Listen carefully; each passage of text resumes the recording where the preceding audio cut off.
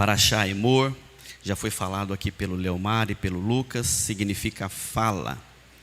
Eterno Elohim de Abraão, de Isaac e Jacó, bendito Pai, exaltado seja o teu nome, por todos os benefícios, ó Pai, como também nós já cantamos nessa manhã, ó Pai, por todos os benefícios que tu tem feito à vida de cada um de nós, ó Pai.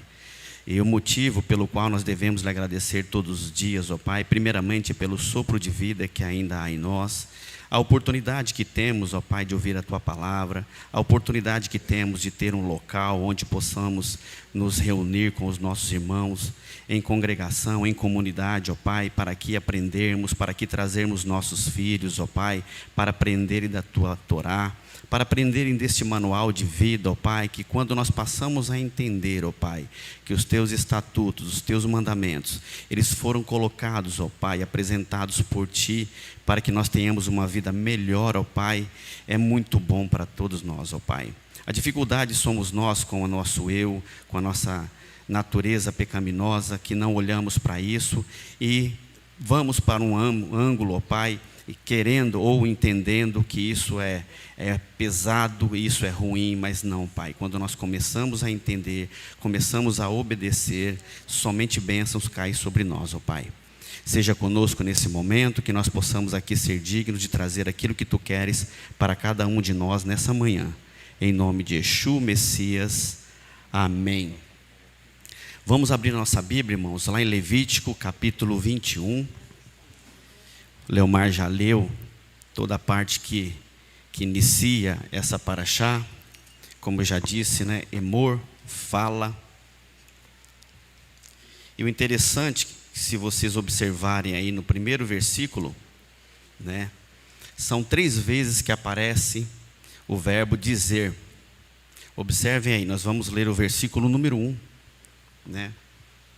Disse o Eterno a Moisés: fala aos sacerdotes, filhos de Arão, e dize-lhes, só até aqui já foram 3 vezes, né? Disse, fala e dize-lhes: o sacerdote não se contaminará com o cadáver de um morto no meio de seu povo. Né? Eu vou ler numa outra tradução, a de André Chorak. Adonai diz, é interessante que, pelo menos na minha Bíblia, né? O título que está desse capítulo aqui é Leis acerca dos sacerdotes. E o título que André Chorak dá é muito interessante, a pureza dos ministrantes. Adonai diz a Moisés: dize aos ministrantes, filhos de Arão, dize-lhes, ele não se contaminará por um ser em seus povos. Como eu disse, né? 3 vezes aparece o verbo aqui dizer. O número 3 nós já aprendemos também há um bom tempo atrás, né? Ele significa urgência. Então, quando em algum local na palavra nós lemos uma palavra repetindo 3 vezes, é um recado a cada um de nós da importância e da urgência que temos de aprender aquilo que está sendo transmitido a cada um de nós, né? Isso é muito interessante. E eu estava estudando essa semana, ontem principalmente, né? Inclusive eu compartilhei com o Leomar, estou compartilhando com os irmãos, que eu cheguei agora de manhã e o sono veio agora, porque eu caí na bobagem de tomar 2 energéticos para não ter sono. E tomei ali por volta de tarde, depois tomei 8, eram as 8h30 da noite. Deu meia-noite, 1h da manhã, eu falei, vou descansar um pouco agora, já tinha digitado, né? E não adianta eu digitar e querer corrigir, porque a minha cabeça não funciona. Eu tenho que digitar, terminar e depois dar uma descansada. Ali por volta de 3, 4 horas da manhã eu levanto, aí eu estou com a cabeça um pouquinho mais fresca. Quem disse que eu dormi? 2 energéticos para dentro, não dormi de jeito nenhum. Fiquei até 1h30 da manhã, não conseguia dormir de jeito nenhum. Depois consegui cochilar, beleza. 4 horas da manhã, novamente, fiquei pelejando, mas tá bom, agora de tarde que eu acho que vai vir o cansaço. Mas eu não posso descansar porque ainda tem ensaio do coral, né? 1h30, já foi avisado? Não, né? 1h30 temos o ensaio do coral, estou aproveitando aqui. 1h30 ensaio do coral. E depois do ensaio do coral teremos o estudo, né? Bom, eu quero crer que eu consiga concluir. Eu concluindo aqui, Adonai saberá quem ensinará. Amém? Amém. E eu estava estudando, e ontem eu estava lendo, né, ali o que os estudiosos falam. Os grandes educadores chegaram à conclusão de que a falta de compreensão entre pais e filhos, porque quando fala diz e fala, eu já disse, a importância aqui é muito grande. E o sacerdote tem uma responsabilidade grande, que nós vamos falar daqui um pouquinho, né? Mas é importante que tenha na nossa cabeça a importância de ensinar os outros, ensinar os próprios filhos, né? O sacerdote, além de todo o seu trabalho, ele tem essa responsabilidade também. E assim como nós também temos essa responsabilidade, os homens aqui, com as suas responsabilidades, precisam cada vez mais entender a importância de estarmos ensinando outros que se achegam, e também os nossos filhos, para que os nossos filhos, ao crescerem, continuem executando o serviço, né? Grandes educadores chegaram à conclusão de que a falta de compreensão entre pais e filhos, né, a falta de compreensão do que acontece nos dias de hoje, principalmente entre pais e filhos, e o abismo que separa as gerações, afinal de contas, eu, por exemplo, tenho 52, meu filho do meio tem 16 anos, então é uma diferença muito grande de gerações até ele. O que eu vivi na minha idade, lá com 16 anos, né, tem muitas coisas que são diferentes do que o meu filho vive hoje. Muita coisa evoluiu. Eu, com 16 anos, nunca tinha visto um computador, celular, nem pensar. Eu, por exemplo, fui ver um computador com 24 anos de idade, né? Meu filho, a Raquel, que tem 6, sabe mais do que eu ali no iPad, com os dedinhos, como qualquer criança hoje em dia. O Davi da Fernanda provavelmente pega ali, dá um banho na gente. As crianças hoje estão aprendendo isso muito mais rápido, né? Então é uma diferença muito grande das gerações, do que vem acontecendo. Daí a importância de eu, como pai, pautado na palavra, continuar instruindo os meus filhos ou outros que estão comigo na palavra, não permitindo que as gerações que vêm mudando algumas coisas, né? Algumas coisas evoluem positivamente, muitas evoluem negativamente. Eu preciso ter todo o discernimento do que eu vou estar ensinando, né? Tanto o que é positivo, mas eu também preciso ensinar o que é negativo. Porque se o meu filho, a Raquel, pequena, não entende algo que é negativo, ela não aprende sobre essa questão, entendendo que aquilo é errado, ela vai cometer esse erro sem ter a noção de que aquilo é errado. Adonai colocou uma Torá para quê? Para que nós entendêssemos e aprendêssemos a ter o discernimento do que é certo, do que é errado. Adonai nos entregou a Torá, entregou a sua palavra, entregou lá ao povo, para que tivessem leis, estatutos, para que fossem seguidos, regras. Porque a partir desse momento poderia instituir-se um julgamento, um juiz que, pautado na lei, baseado no erro da pessoa, no ato da pessoa, pautado aqui, poderia se dar a sentença. Pode-se dar a sentença quando se existe uma lei pré-escrita. Agora, quando não tem uma lei, não tem uma regra, a pessoa comete aquilo, mas às vezes ela nem sabe que errou, que está errando, não tem nem noção. Daí a responsabilidade nossa de não ficarmos presos só nas 4 paredes, de levarmos lá para fora o entendimento, para que outros também tenham discernimento. Porque se eu deixar meu filho, voltando à questão do meu filho, eu não entender que sim, existe um abismo, existe uma diferença de geração, mas por conta disso, né, que o mundo vem evoluindo, e aqui eu vou continuar lendo para voltar nesse ponto, e o abismo que separa gerações tem sua origem na própria casa paterna.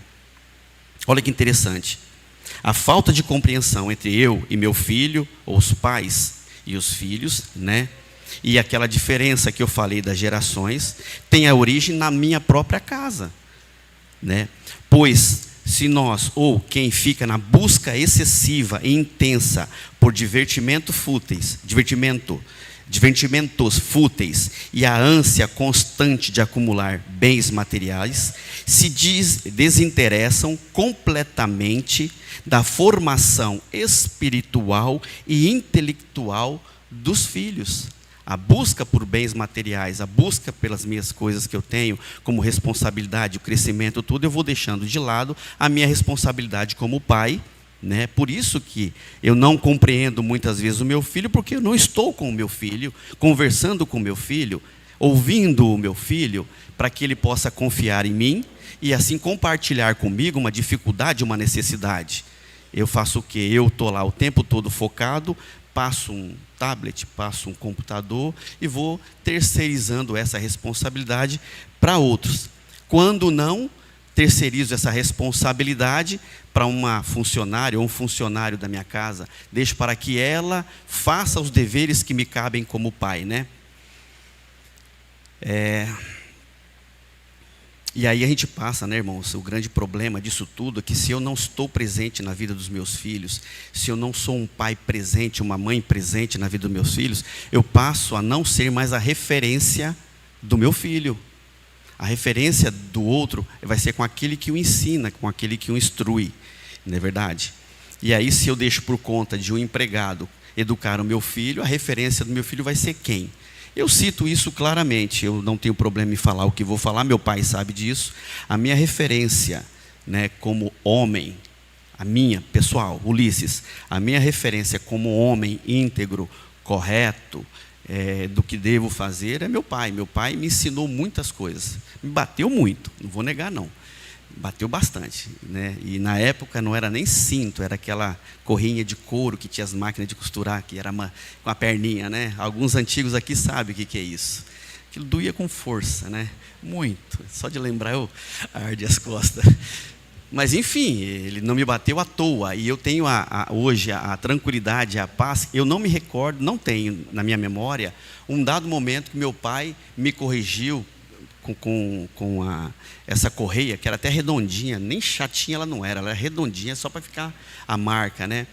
Ele me bateu sem eu saber o motivo pelo qual eu estava sendo corrigido, nunca, nunca. Ele nunca pegou, me puxou, me bateu, ele chegava, me trazia, você vai ser corrigido por esse motivo, você errou aqui, aqui e aqui. Chegou o limite, você vai ser corrigido. E aí ele me corrigia. Depois que terminava, ele esperava uns minutinhos, né? O choro vem, não tem jeito, né? Chorava um pouquinho, ele parava. Você entendeu? Entendi. Agora você vai apanhar por isso, por isso, por isso. Quando era mais de um motivo, Teve momentos que foram assim, mais de um motivo. É verdade, é verdade. Perguntar para meus irmãos, era desse jeito. Mas ele nunca me corrigiu ou corrigiu algum dos meus irmãos sem antes informar o motivo pelo qual eu estava sendo corrigido. Quando havia necessidade ou quando eu extrapolava, né, um limite, o limite que era estabelecido, né, até certo limite ele me puxava e me conversava comigo. Minha mãe não, era um pouco diferente, era chinelo que voava, era tapa que dava, orelha que puxava. São formas diferentes, né? E eu agradeço a Donai por ela também ter me corrigido, né? Agradeço muito. E eu estava dizendo que a minha referência como homem é meu pai, mas a minha referência como profissional é uma outra pessoa, um senhor hoje de 78 anos de idade, o nome dele é seu Sandro, ele que teve presente profissionalmente na minha vida, me ajudou muito. Nós temos uma empresa, eu pude me espelhar muito nele. Ele não tem cunho religioso nenhum, mas mesmo não tendo um cunho religioso, ele é um homem justo, é um homem correto. E é interessante isso porque muitas vezes eu estava aqui na congregação aprendendo e lá vendo um ímpio sem ter conhecimento de Torá, aplicando o que é ser justo, o que é ser correto nos seus negócios. A Rita sabe quem é, a pastora também sabe quem é, minha esposa também sabe quem é, né? Ele tem os pecados dele? Sim. Tem os erros deles? Com certeza. Ele vai ter que se apresentar diante de Adonai? Sem dúvida, tem que se apresentar e espero que ele o faça antes de descer à sepultura. Mas é um homem íntegro e correto. Ele me contou a história dele, veio do pai dele, essa questão, né, de fazer o certo, porque o certo é certo, não é fazer mais ou menos ou buscando algum entendimento para si, né? E o interessante, né, que eu estava dizendo sobre essa questão, não podemos deixar de ser exemplos para nossos filhos, não podemos deixar de ser exemplo para aqueles que aprendem algo conosco, porque se eu não estiver pronto aqui, a Paraxá descreve, são 2 capítulos inteiros falando de contaminação. Quem teve a oportunidade de ler, leu isso, né? Quem não leu, né? Da Paraxá toda, Emor, que vai do capítulo 21 até o capítulo 24, 2 capítulos falam exatamente de contaminação, a importância de não se contaminar. Porque eu contaminado, como eu contaminado, vou passar algo para alguém se eu estou contaminado. O que eu estou passando não tem valor, não adianta. Porque eu vou estar impuro. O impuro não pode querer passar para outro. E aqui descreve isso claramente. Nós olhamos aqui para a questão que vem prescrita no capítulo 21, que nós já vamos ler, né? Mas isso aqui diz respeito ao sacerdote, aqui como foi imposto, mas isso serve para cada um de nós, homem e mulher. Se uma mulher tem a oportunidade de orientar uma pessoa que está precisando, ela tem que estar pura, ela tem que estar limpa. Ela não pode cair na bobagem de querer orientar outro se ela não seguir a palavra, se ela não estiver pautada na palavra, se ela não estiver digna diante de Adonai para estar executando aquela tarefa que talvez ela nem percebeu que foi o próprio Eterno que a colocou naquela condição de orientar outro ou orientar outros.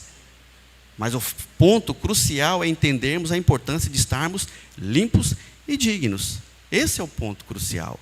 Nós devemos estar limpos e dignos. Para quê? Para tudo que vamos executar. Se nós vamos tocar, os músicos vão tocar, e não fizerem uma oração, ou não se consagrarem a Adonai para tocar, o louvor deles vai ficar aqui. O que ensina, se não pagar o seu preço diante de Hashem, o que vai sair da sua boca, da sua mente? Só vai sair o que sai daqui, ó. Não é algo que vem lá de cima. Então todos nós, os que limpam também. Aqui é a casa de Adonai, é o local ao qual Ele vem nos visitar, é o local ao qual Ele desce e vem nos ensinar. E todos aqui, os antigos então que o diga, sabem quantos benefícios Ele já colocou diante de nós. Quantas vezes Ele se manifestou presente nessa casa aqui.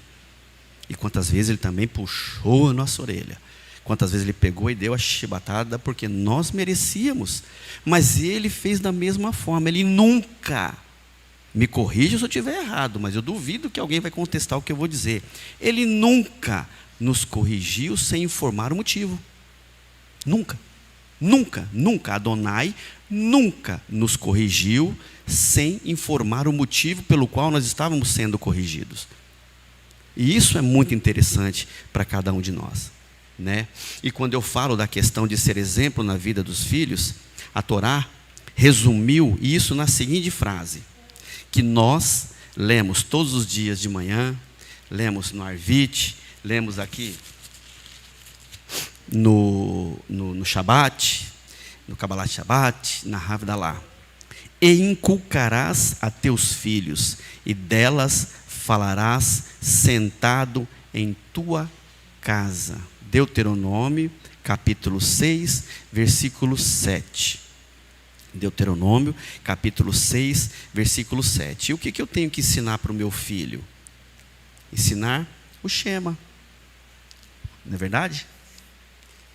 Nós falamos até há pouco tempo, né, quando ali o jovem, perdão irmãos, estou um pouco gripado, o jovem chega ali para Yeshua e pergunta, jovem não, os fariseus, salvo engano, né? Pergunta qual é o maior dos mandamentos, né? Amar a Deus sobre todas as coisas, seu próximo como a ti mesmo.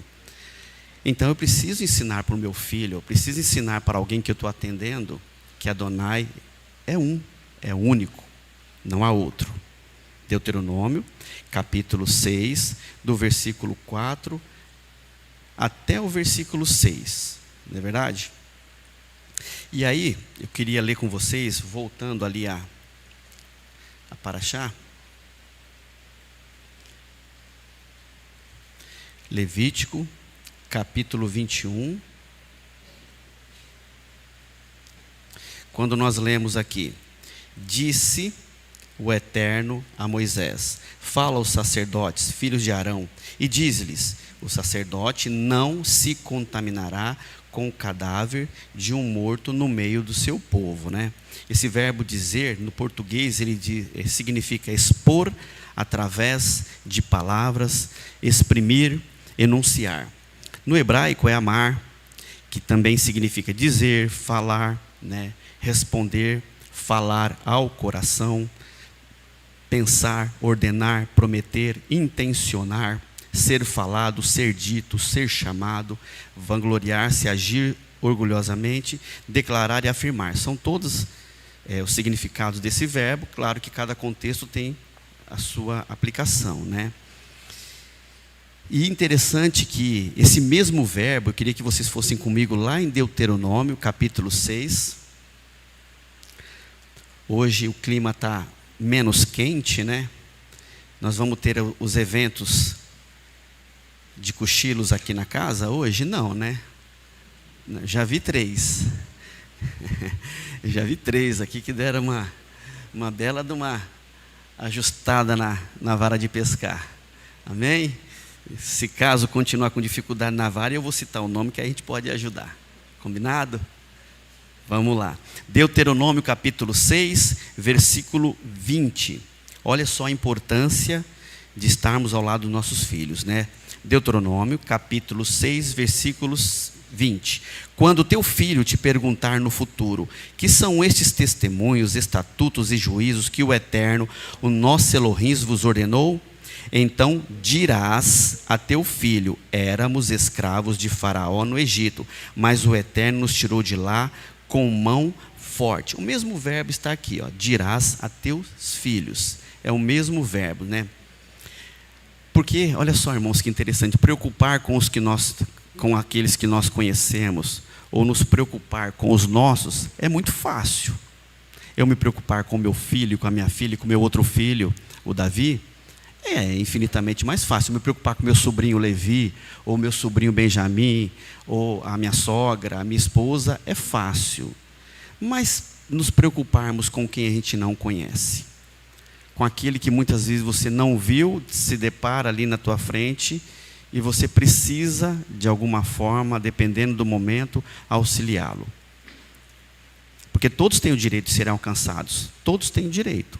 Não é verdade? Direito é uma coisa. Muitos não querem, e nós vamos chegar lá nisso. Muitos não querem, mas muitos querem e precisam, né? E aí é interessante, porque cada vez mais, como eu disse, né, muitas vezes o Eterno esteve nessa casa presente, e é importante nós termos cada vez mais a certeza que Ele tem sido misericordioso conosco, né, com cada um de nós. Tantos que têm responsabilidade aqui na Bimar, como eu já falei, quantos que nos acompanham em cada Shabat. Porque a gente estava conversando ontem, né, pela manhã, e a pastora estava conversando com a gente, comigo, inclusive, no carro, os movimentos que a Adonai, né, pastora, vem fazendo durante a semana. Só quem presencia, quem está, é uma coisa assim, vou usar essa palavra, mas é absurda de impressionante. Como Ele vem fazendo os movimentos, né, durante a semana, mostrando a nossa impureza, a impureza nossa, né, a impureza do ser humano, traz à luz, né, para nos ensinar. Olha só que interessante, durante a semana Ele vai mostrando, nos dá exemplos, para mostrar muitas vezes a nossa impureza, o nosso erro, traz à luz algum evento, para que nós possamos aprender com esses eventos, né?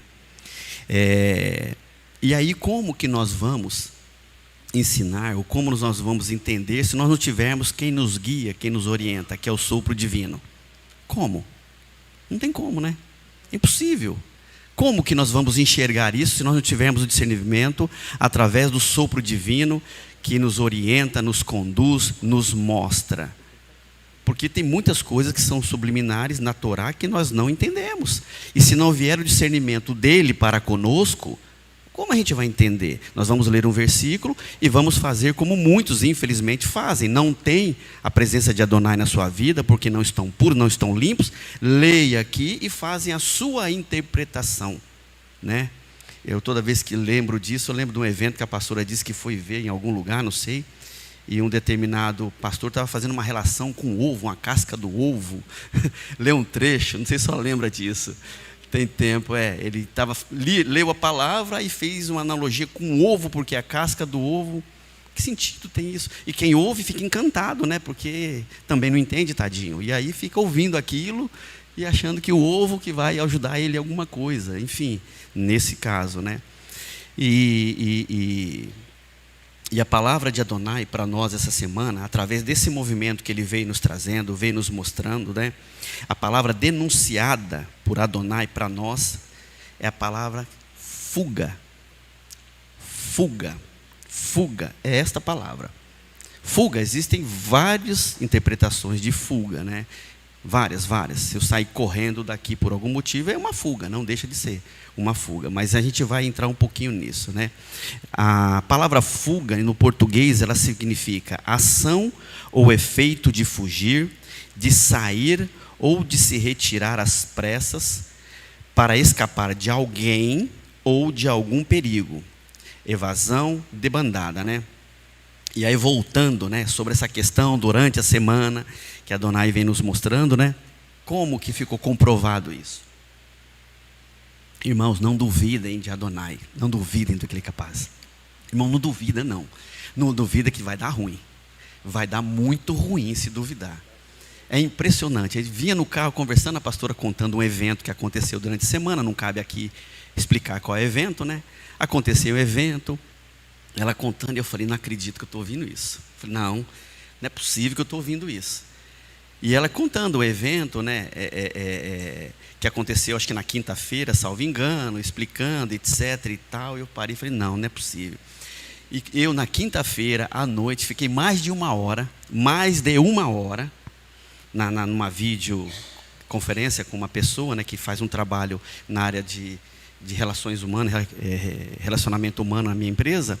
Ela está até fora do país, conversando exatamente sobre uma pessoa que tem um cargo de liderança na nossa empresa, que eu estou com um problema, porque ele vive fugindo da sua responsabilidade, não querendo enfrentar o que lhe é atribuído como responsabilidade. Eu falei, não é possível. Ela falando e eu lembrando, Eu falei, não é possível. E aí comprovou-se, Adonai vem comprovando. E esses dois exemplos, irmãos, que precisa estar claro para nós, aconteceram. No meu caso, não está acontecendo comigo, está acontecendo na empresa, né? E eu tenho que resolver essa questão. Preciso resolver e vou resolver. E a outra questão aconteceu aqui. Mas nós não podemos ouvir isso e achar que isso aconteceu com outro, foi com outro. Isso é para nós, para cada um de nós. Isto que a Adonai colocou ontem, no caso eu conversando ali, o Gama chegou depois, ouviu também, Sandra, Luzia, enfim, os que foram chegando aqui na casa e foram ouvindo,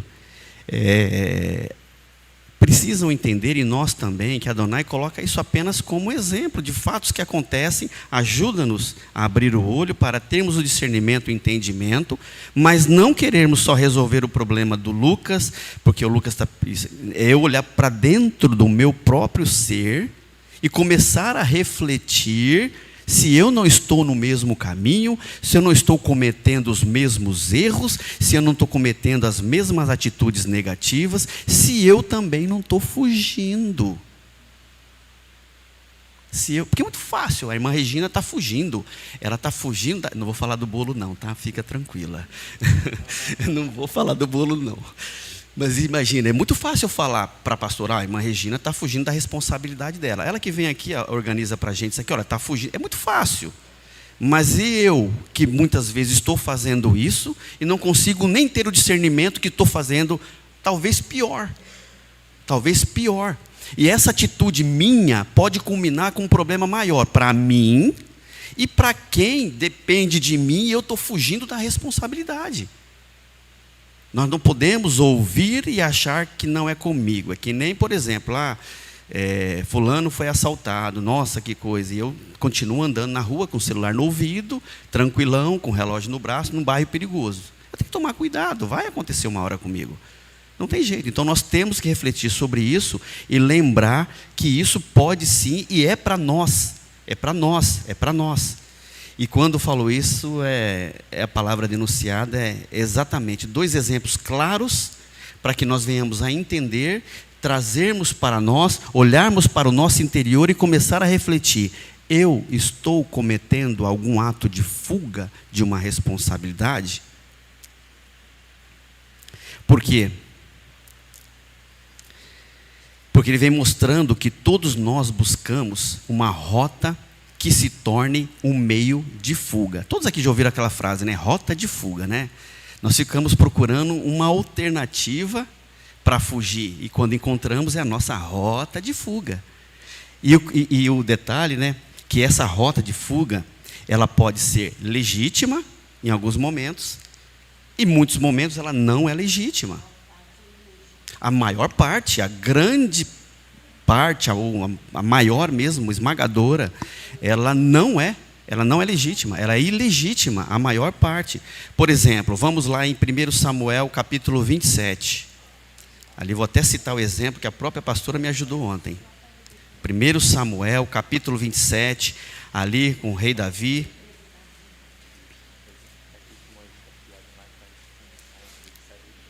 (25, 26, 27). 1 Samuel capítulo 27. Disse, porém, Davi no seu coração: ora, um dia ainda perecerei pela mão de Saul. Não há coisa melhor para mim do que escapar, do que fugir para a terra dos filisteus. Então Saul cessará de me buscar por todos os termos de Israel, e escaparei da sua mão, e fugirei da sua mão. Então Davi se levantou e passou com os 600 homens que com ele estavam, Aques, filho de Maoque, rei de Gate. Davi ficou com Aques em Gate, ele e os seus homens, cada um com a sua família. E Davi com as suas 2 mulheres, Ainoã e Jezreelita, e Abigail, a que fora mulher de Nabal, o carmelita. Sendo Saul avisado de que Davi tinha fugido para Gate, cessou de persegui-lo. Disse Davi a Aques: se achei graça aos teus olhos, dá-me lugar numa das cidades da terra, para que ali habite. Por que razão habitará o teu servo contigo na cidade real?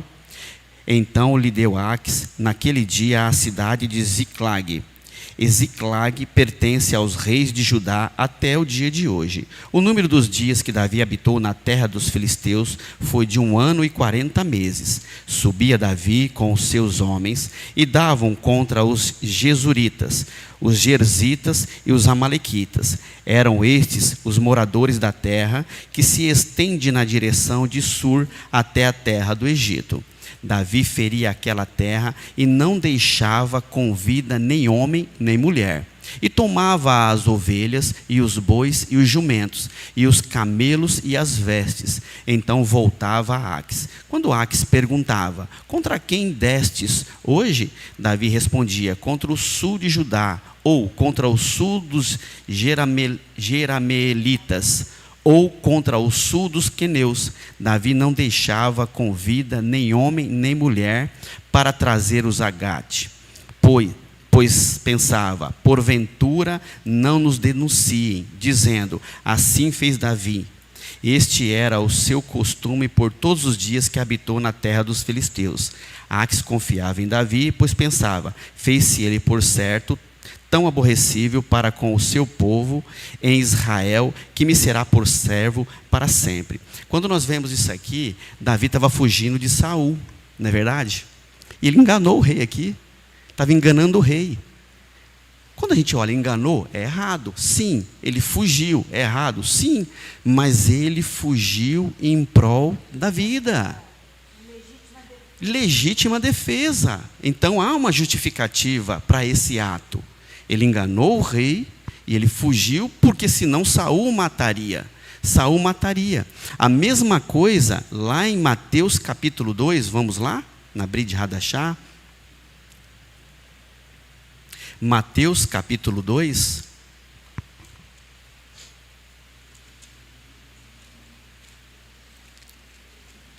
Mateus capítulo 2, versículo 13.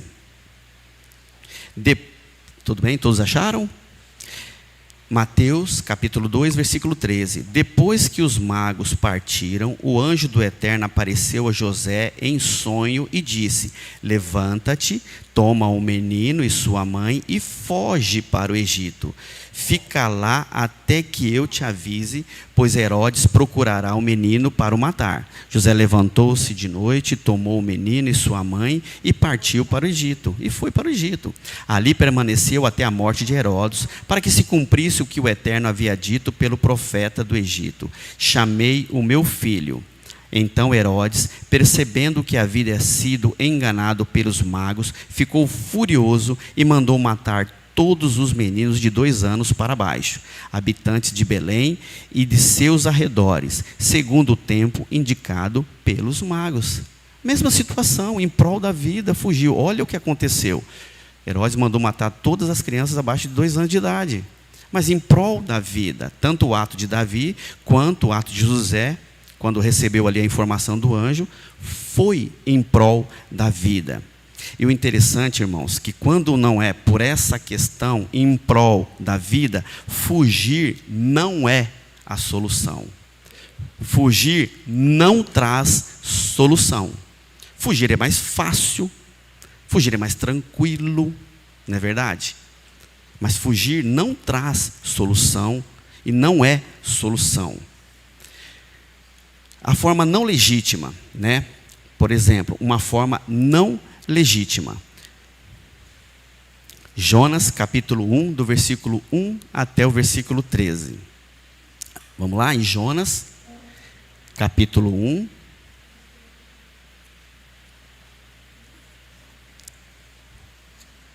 Amém? Amém? Eu queria ouvir a voz de vocês, porque eu peguei mais 2 cochilando agora. Amém? Não ouvi ainda não, amém? Amém, tá bom. Da próxima vez eu não vou citar o nome não, tá? Eu vou só pedir para dar uma cutucadinha de leve do lado, que aí o irmão cutuca o outro, a gente vai. Jonas, cadê? Jonas capítulo...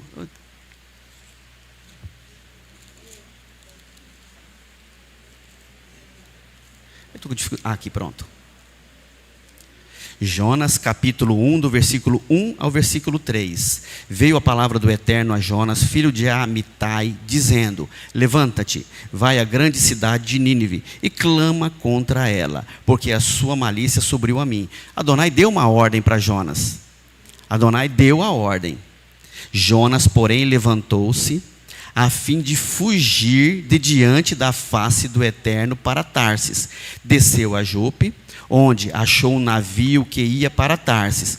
Pagou sua passagem e embarcou nele, a fim de ir com eles para Tarsis, para longe da presença do Eterno. É um exemplo de não legítimo. Ele não podia, não tinha nada a ver com a vida dele ali. A consequência disso eu não vou ler, porque todos sabem a consequência disso. O que aconteceu? Não é legítimo. Quando o homem foge e não resolve os seus problemas, ele enfrenta Adonai. Eu posso enfrentar Adonai de 2 formas. Ou eu enfrento, ou converso com ele para resolver o meu problema. Adonai, eu estou aqui, meu problema é esse. É difícil, muito difícil. Muitas vezes a gente nem crê, obrigado pastor, que a gente nem crê que possa resolver. Mas eu enfrento no sentido de: Adonai, estou aqui. Reconheço o meu pecado, reconheço o meu erro, reconheço a minha transgressão. Me ajuda, porque eu não sei como resolver. É uma situação. A outra situação, eu vazo, eu fujo, mas eu vou ter que enfrentar Adonai do mesmo jeito. Então você está falando que é um pouco de... Microfone. Você então está ensinando que quando eu empreendo uma fuga ilegítima, eu não coloco em risco só a minha vida. Não. Porque no caso de Jonas, ele colocou toda aquela tripulação... Todos que estavam no barco, todos. E uma cidade em risco. E uma cidade, exatamente. Exatamente. A embarcação saiu para um lugar legítimo. Ela ia sair para um lugar legítimo. Ela não tinha nada a ver com Jonas. Não. Não, ela ia para o caminho dela. Não, e ele iria para sair de um porto e atracar e aportar em outro. Uhum. Então ele tinha um caminho a percorrer. Mas nesse caminho a percorrer, quando eu não fui ordenado por Adonai fazê-lo, eu trago avaria então a toda a embarcação, as pessoas, a carga, tudo. Exatamente. por isso que, quando não é legítimo, mencionado pelo Léo e fato, e eu fujo, eu sou um inconsequente, inclusive. Eu sou um total inconsequente. Porque a minha fuga, pode haver outras pessoas envolvidas, como foi o caso ali que nós dissemos, e outras pessoas podem ser totalmente prejudicadas. E eu só estou olhando para mim, para o meu medo, para o meu receio. E eu quero fugir da minha responsabilidade, fugir do confronto com Adonai, para resolver o problema.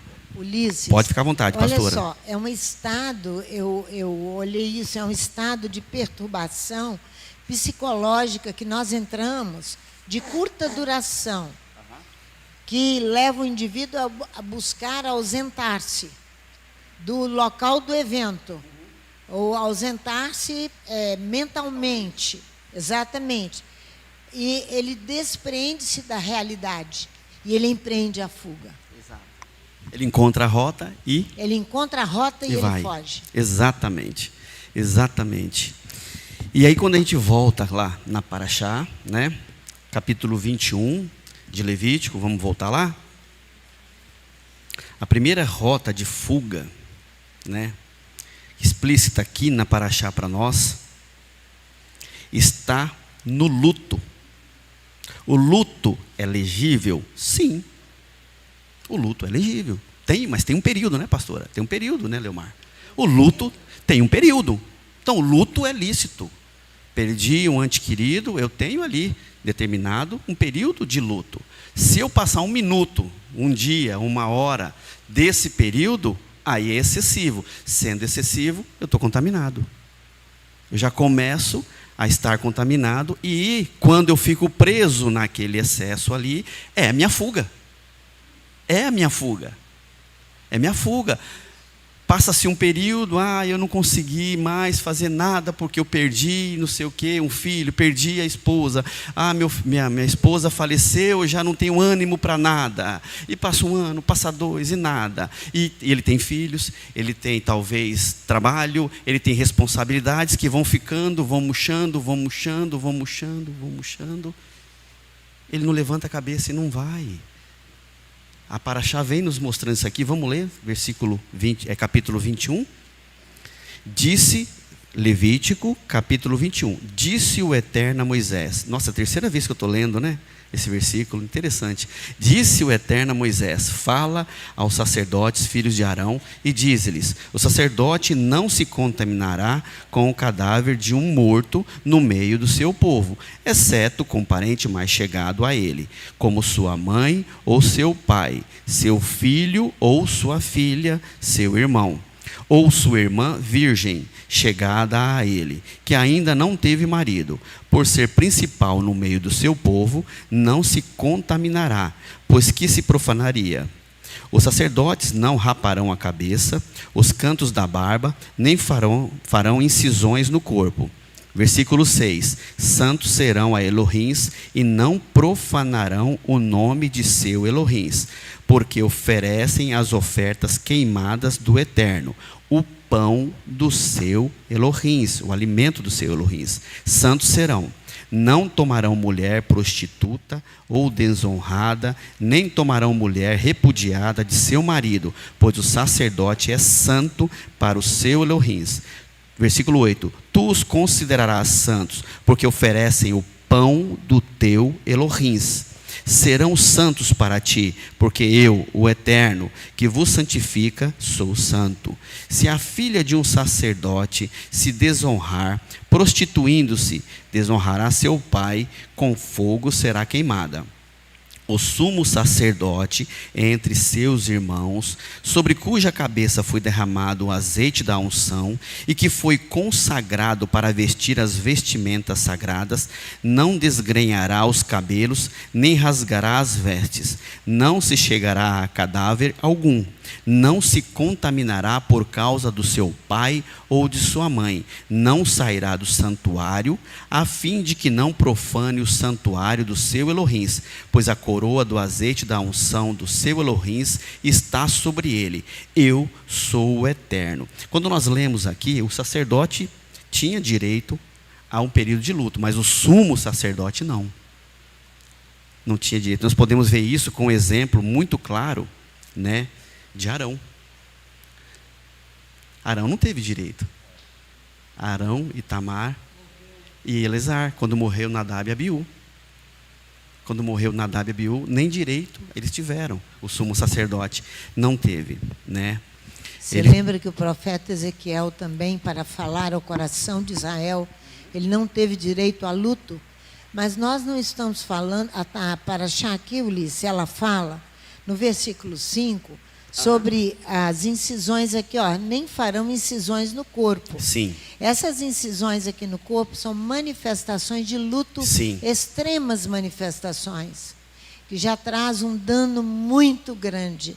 Então, essa legislação aqui na Torá, porque tem outros locais que ela proíbe o luto extenso. Sim.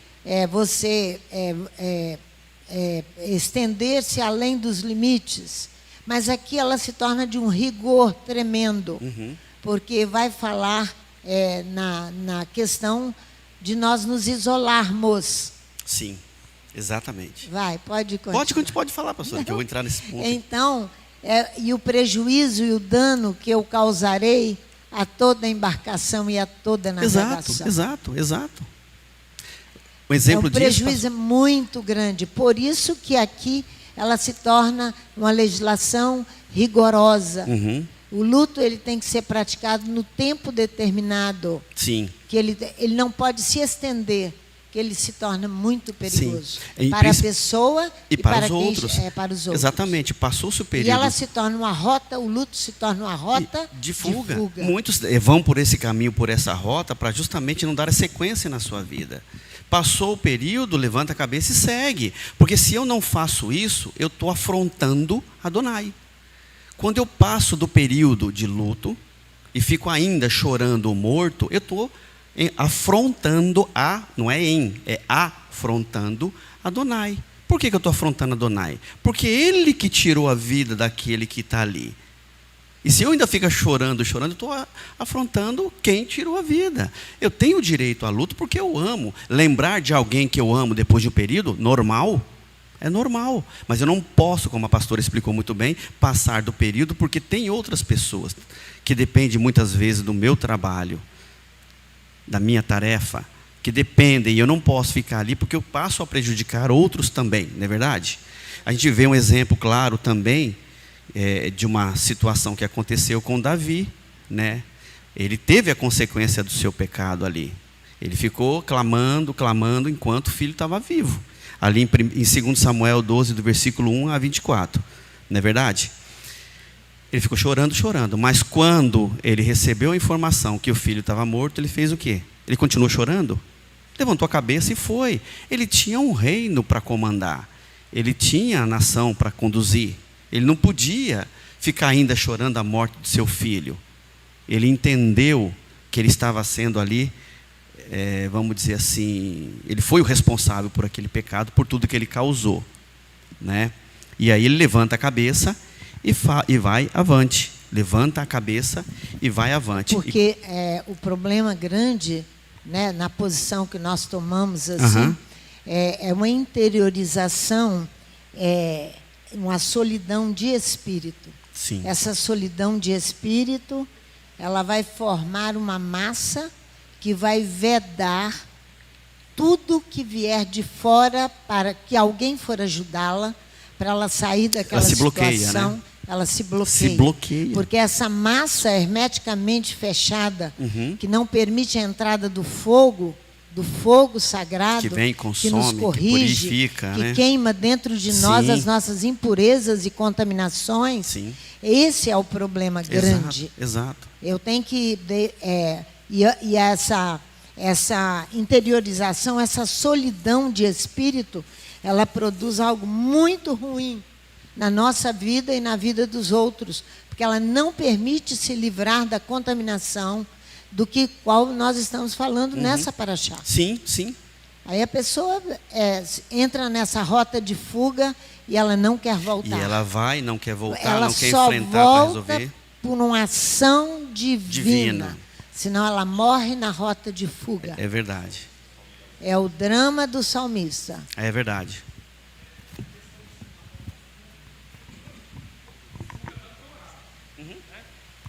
A gente não pode esquecer que você começou falando que o problema da semana foi que Adonai denunciou uma fuga. O luto está sendo usado como uma sustentação de uma questão muito íntima da pessoa, que é o quê? Eu perdi um ente querido. Então nós estamos falando de algo extremo. Não estamos falando que eu vendi o meu carro e fiquei sem carro. Não é desapego desse tipo de coisa. Eu estou falando, eu perdi um pai. Então a Torá vai te levar nas relações mais íntimas entre o ser humano para dizer que elas, quando se ultrapassam o limite dado pela Torá, elas te botam numa situação de fuga da própria Torá. Porque o pão de Adonai não deixava de ser organizado a sexta-feira, às vésperas do Shabat, e as luzes acesas. Então, se Arão ali, sumo sacerdote, enlutasse, o Shabat seria violado e não seria cumprido. E aí você fez o que com isso? Você impediu um reino de caminhar. Ah, Leonardo, então o problema não está só no luto, mas o luto ele simboliza a maior profundidade de apego da alma do homem a alguma outra coisa. Por isso que é a interiorização do espírito. Isso. A Torá vai dizer ali, porque um sacerdote não pode se contaminar com o cadáver de outro homem. Se você olhar na versão do próprio André Chorak que você trouxe, vai dizer assim, com o ser de outra pessoa. O ser do meu pai que eu perdi, o ser do meu filho que eu perdi, não pode me contaminar. Se você olhar a Torá no Gênesis capítulo 49 e 50, a morte de Jacó dá aos egípcios 30 dias de luto, mas a Israel 7 dias. Ponto. 7 dias. Você tem esse direito de chorar o seu pai e sua mãe. O problema deste apego a toda e qualquer coisa que te faz fugir do limite que a Torá bota a você, aí vocês deram um exemplo de um barco que pode naufragar. Mas vamos tornar um exemplo mais recente para nós entendermos. Há 2000 anos atrás, o Cristo que veio salvar a humanidade morreu.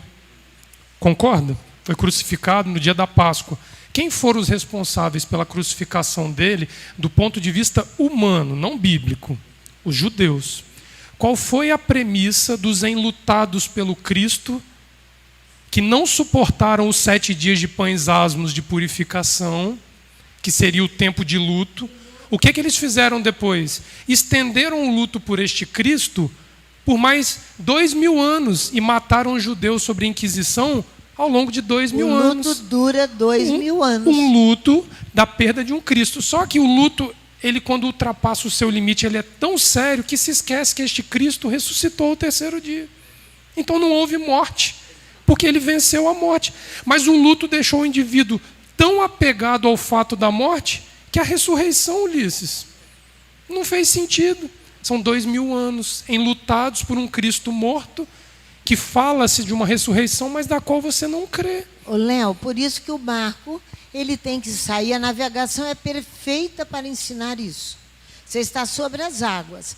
Você partiu de um ponto, de um porto, onde você precisa, se sai do porto de Vitória, do Espírito Santo, porto brasileiro, e precisa navegar até as águas do Mediterrâneo, para chegar no porto de Tel Aviv ou de Haifa, para aportar em Israel. Tudo pode acontecer durante esta viagem. E você não chegar no porto desejado. Exato. Você pode sofrer. A maior explicação disso, esse é o perigo, da pessoa permanecer enlutada. Sim. Porque você vai produzir avaria. Sim. Primeiro a você mesmo, porque você está destinado a chegar a um lugar que você terá que aportar. Hoje o lugar que nós temos que chegar é Jerusalém. Sim. É ou não é? Sim. Por quê? Porque estamos há 2000 anos de luto e precisamos voltar, retornar aos princípios da Torá. Amém. E não conseguimos. Porque continuamos de luto. Então, resultado, empreendemos uma rota de fuga através do luto. Para chegar lá vai ter que lutar. Tem um exemplo, se o Ulisses quiser ler tudo é isso. Vamos ler? Atos capítulo 27. Só Atos que ali, 27. Ali Paulo está deixando Jerusalém e indo para um porto italiano, Roma. ele vai sofrer essa avaria, mas ele vai ensinar muito bem. Vai lá para vocês verem. Atos capítulo 27. 27. Isso. Vai para você ver como a navegação Aham. vai te ensinar isso aí muito bem. Sim. Muito bem. Você foi com a navegação de Jonas, não Isso. foi? Sim. Que vai ensinar sobre essa avaria. Agora, aqui em Atos, no capítulo 27, você vai ver Paulo falando disso, só que em direção contrária. Ele sai de Israel, ele é um judeu e vai ser julgado em Roma. Amém. Esse império cruel até os nossos exato. dias. Não é? Exato. Que está ali na Paraxá, no versículo 7, proibindo o sacerdote se contaminar com dois tipos de prostituição. Sim. A zona Sim. e a Kedesha, que é a prostituição espiritual, né? Uhum. Aqui, ó, olha aí no capítulo 27, você vai ver o dizer de Paulo sobre essa questão. Começa no versículo 1 do capítulo 27. Você vai ter que lê-lo com paciência para nós. Sim, vou ler com calma, claro. Versículo 1 do capítulo 27 de Atos. Quando se determinou que navegássemos para a Itália, entregaram Paulo e alguns outros presos a um oficial por nome Júlio, da corte Augusta. Ele estava preso e outros presos Sim, com ele. Exato. E embarcando em um navio de Adramítio, que estava prestes a navegar em demanda dos portos da costa da Ásia, fizemo-nos ao mar, estando conosco Aristarco, macedônio, de Tessalônica. Versículo 3. No dia seguinte, chegamos a Sidom. E Júlio, tratando Paulo humanamente, olha que importante, né? Permitiu-lhe ir ver os amigos para que cuidassem dele. Partindo dali, fomos navegando abaixo de Chipre, porque os ventos eram contrários. Tendo atravessado o mar ao longo da Cilícia e Panfília, chegamos a Mirra, na Lícia. Achando ali o oficial, um navio de Alexandria, que navegava para a Itália, fez-nos embarcar nele. Como por muitos dias navegamos vagarosamente, havendo chegado apenas em Cnido, não nos permitindo o vento ir mais adiante, navegamos abaixo de Creta, à altura de Salmone. E, costeando-a com dificuldade, chegamos a um lugar chamado Bons Portos, perto do qual estava a cidade de Laceia. Tendo decorrido muito tempo, e sendo já perigosa a navegação, porque o jejum já havia passado, Paulo advertia-os, Esse dizendo... provavelmente seja o jejum de Yom Kippur. Já havia passado. Versículo 10, dizendo: Senhores, vejo que a viagem será desastrosa e causará muito dano, não só para o navio e a carga, mas também para as nossas vidas. O oficial, porém, cria mais no piloto e no dono do navio do que no que Paulo dizia. Como aquele porto não era próprio para invernar, os mais deles foram de parecer que se partisse dali para ver se podiam chegar a Fenice, um porto de Creta que dá para o nordeste e para o sudoeste, e ali invernar. Versículo 13. Soprando o vento sul brandamente e pensando terem já o que desejavam, levantaram âncora e foram mais de perto, costeando a ilha de Creta. Não muito depois, porém, desencadeou-se do lado da ilha um pé de vento, chamado vento nordeste. Sendo o navio arrastado e não podendo navegar contra o vento, cedemos à sua força e ficamos à deriva, passando abaixo de uma pequena ilha chamada Clauda. Com muito esforço, pudemos segurar o bote salva-vidas. Recolheram-no e usaram dos recursos disponíveis para reforçar o navio com cordas, temendo que fossem lançados nos bancos de areia, de Sirte, baixaram as velas e deixaram a embarcação à deriva. Como fomos violentamente agitados pela tempestade, no dia seguinte começaram a esvaziar o navio. Ao terceiro dia, com as próprias mãos, lançaram ao mar a armação do navio. Não aparecendo, havia já muitos dias nem sol, nem estrelas, e caindo sobre nós uma grande tempestade, perdemos toda a esperança de nos salvarmos. Havendo eles estado muito tempo sem comer, Paulo, pondo-se em pé no meio deles, disse: Senhores, devíeis, na verdade, ter me ouvido e não ter partido de Creta, para evitar esse dano e esta perda. Agora, pois, recomendo-lhes que tenhais bom ânimo, porque não se perderá a vida de nenhum de vós, mas somente o navio. Esta mesma noite, o anjo de Elohim, de quem eu sou e a quem sirvo, esteve comigo, dizendo: Paulo, não temas, importa que sejas apresentado a César, e Elohim te deu todos os que navegam contigo. Portanto, senhores, tende bom ânimo, pois creio em Elohim que há de acontecer assim como me foi dito. Contudo, é necessário que caiamos numa ilha. Chegada a 14ª noite, sendo nós ainda jogados de um lado a outro lado no mar Adriático, por volta da meia-noite, suspeitaram os marinheiros que estavam próximos de terra. Lançando a sonda, mediram 20 braças. Passando um pouco mais adiante, tornando a lançar a sonda, mediram 15 braças. Ora, temendo bater em rochedos, lançaram da popa 4 âncoras e esperavam ansiosos que amanhecesse. Procurando, porém, os marinheiros fugir do navio e tendo já jogado o barco salva-vidas no mar, sob o pretexto de irem lançar âncoras pela proa, disse Paulo ao oficial e aos soldados: se estes não ficarem no navio, não podereis salvá-los. Olha, nossa. Então os soldados cortaram os cabos do barco salva-vidas e o deixaram cair.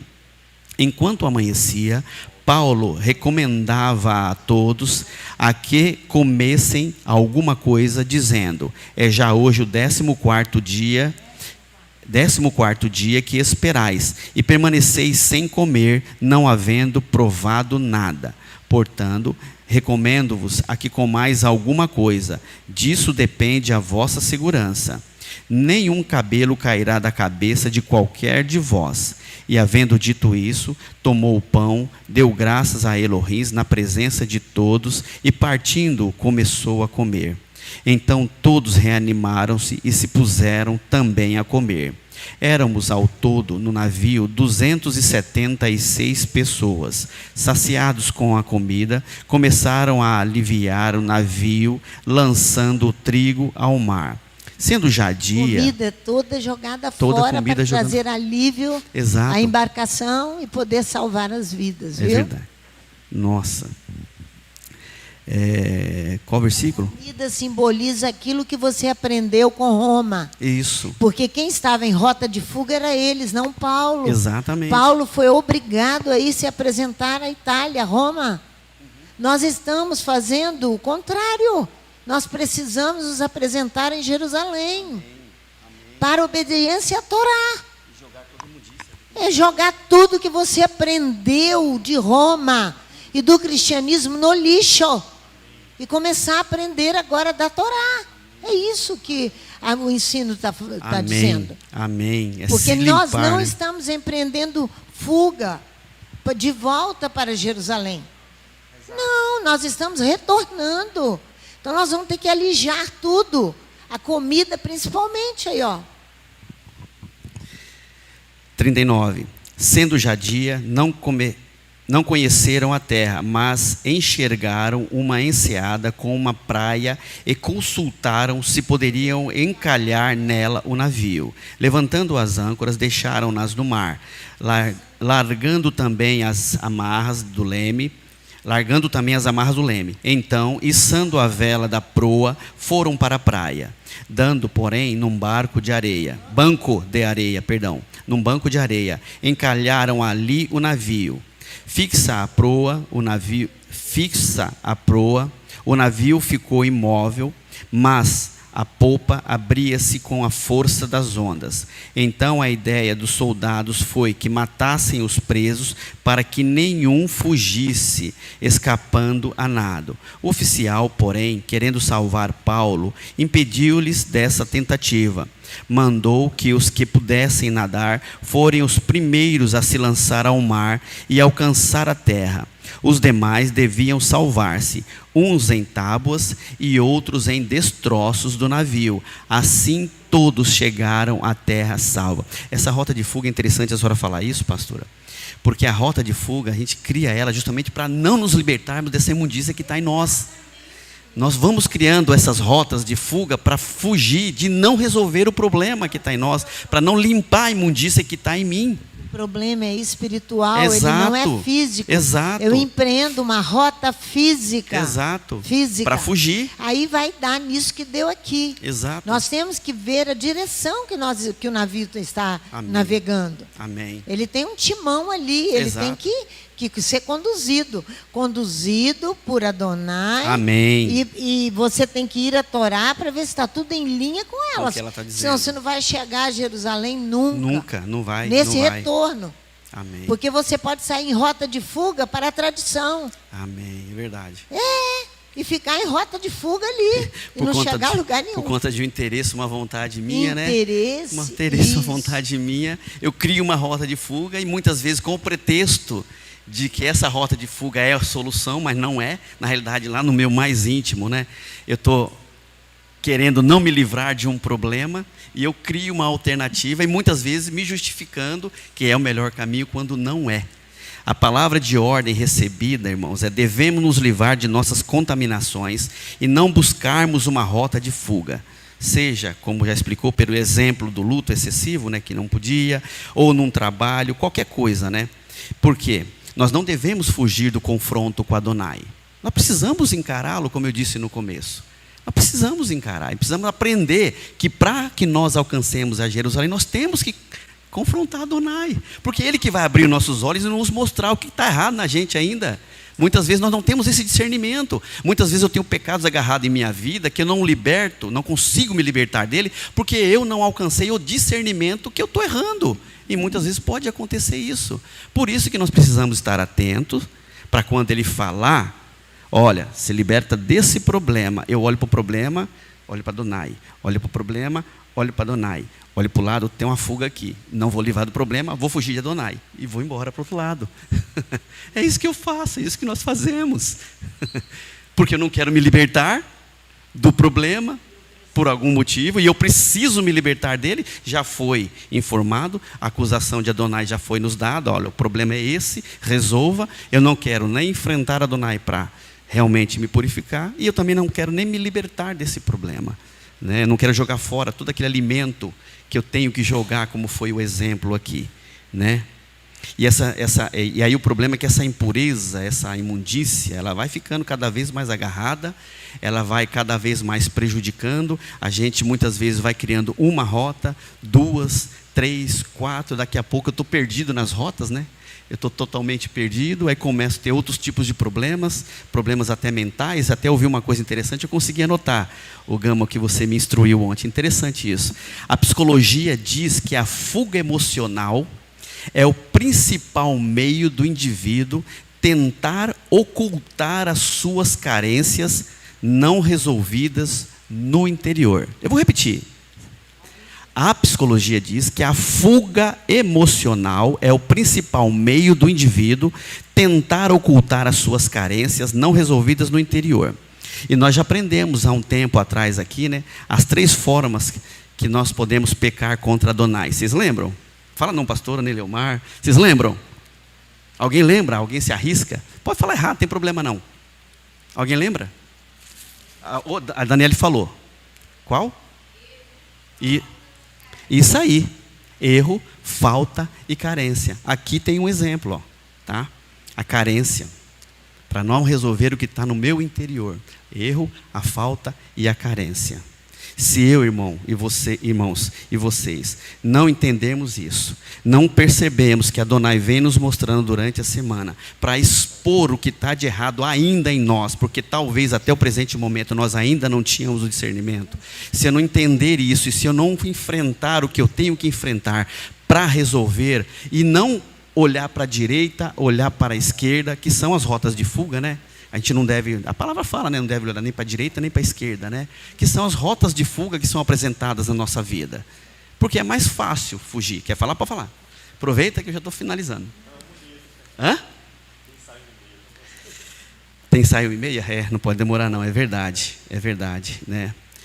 E como eu estava dizendo, né, se nós não enfrentamos, se nós não entendemos a importância de abandonar o nosso passado, abandonar a velha pátria, abandonar tudo aquilo que Adonai mostra, nos ensina, nos instrui, abandona, larga isso, larga a sua vida de prostituição, larga a sua vida de confusão, resolve os teus problemas familiares, enfrenta os teus problemas. Se você não tem orientação de como, busquem Adonai. Adonai, eu preciso resolver um problema com meu irmão. Adonai, eu preciso resolver um problema com meu pai, com minha mãe, com meu amigo, seja lá com quem for.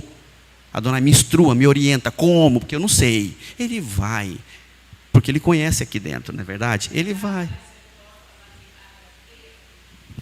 Para isso nós precisamos saber o porto que nós vamos aportar. Temos que estar atentos na nossa decisão. E carregar conosco não uma bagagem antiga, mas dar dessa bagagem antiga, jogar fora. Para que nós cheguemos ao local seguramente. Amém. Porque Davi disse assim: eu tenho sempre posto o Eterno diante de mim. Por isso eu não serei abalado. Davi caminhava em direção a um porto que ele tinha certeza que era seguro. Isso depende da nossa obediência.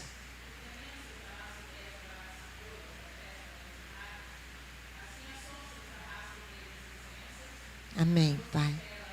Amém, Pai. Para que nós não nos tornemos pesados, com dificuldade para entender a Torá e recebê-la graciosamente no nosso coração. Porque é um novo ensino, é um novo alimento. E nela existem sentenças que vão julgar a nós mesmos. Não precisa que ninguém me julgue. É a própria Torá que me julgará. Porque ela é luz para os gentios e para todo aquele que anda com firmeza com Adonai. Toma isso no seu coração. Se aproprie disso. A Torá é luz. E sempre será. Irmãos, vamos trazer à memória o navio. Nós vamos ser aqueles que vamos ajudar o capitão a segurar ali o leme firme em direção ao objetivo, que é Jerusalém. É um retorno aos princípios da palavra. Ou você é aquele que vou ficar reclamando, olhando para um lado, olhando para o outro, tentando desviar. Porque não adianta, o confronto com Adonai é inevitável, por N motivos. Eu posso enfrentar para resolver o problema, né? E posso achar que fugindo eu resolvo o problema que eu não resolvo. Porque nós lemos pela manhã, e vou ler agora com vocês, gostaria de ler o último texto, Salmo 139, do versículo 7 até o 10. O Leomar leu para a gente hoje de manhã aqui. Salmo 139, não tem como fugir de Adonai. Salmo 139, versículo 7 a 10, fala justamente isso. Não tem como eu fugir dele. Aonde eu estiver, ele vai. Versículo 7. Aonde posso ir a fim de escapar do teu espírito? Para onde posso fugir da tua presença? Se eu subir ao céu, tu lá estás. Se eu descer ao mundo dos mortos, lá estás também. Se eu voar para o Oriente, ou for viver nos lugares mais distantes do Ocidente, ainda ali a tua mão me guia. ainda ali a tua mão me ajuda. Ele vai me guiar onde quer que eu esteja, mas Ele vai me encontrar para me corrigir também, onde quer que eu esteja. Amém? Que Adonai nos abençoe e faça com que nós cada dia, vamos ficar em pé, possamos entender que nós não podemos criar essas fugas na nossa vida, porque elas só permitem que essa contaminação que está em nós vá aumentando, aumentando, aumentando, e possa trazer um problema muito mais grave. Amém? Yevarei Adonai Vishmeleha, Yae Adonai Panaveleha Viruneca, Issa Adonai Panaveleha Veasemeleha Shalom, Bishem Yeshua Hamashia. Amém. Que o Eterno nos abençoe e nos guarde. Que o Eterno faça resplandecer o seu rosto sobre nós e tenha misericórdia de nós. Que o Eterno sobre nós levante o teu rosto e nos dê a paz. Em nome de Yeshua, o Messias. Amém, Pai, e amém.